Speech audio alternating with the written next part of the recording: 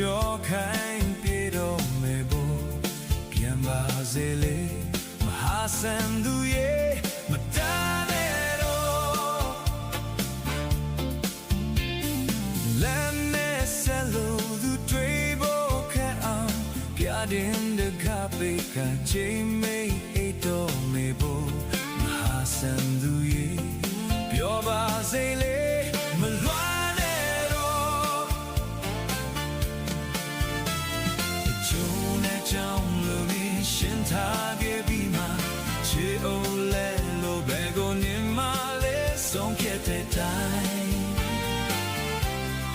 မိရဲ့ကံပေါ်နာတော့လာလို့သူရဲ့တန်တော့အနောက်ပန်းမျက်နှာကြာခွဲရွှေ့လိုက်တဲ့ဘူးနေပါစေလေ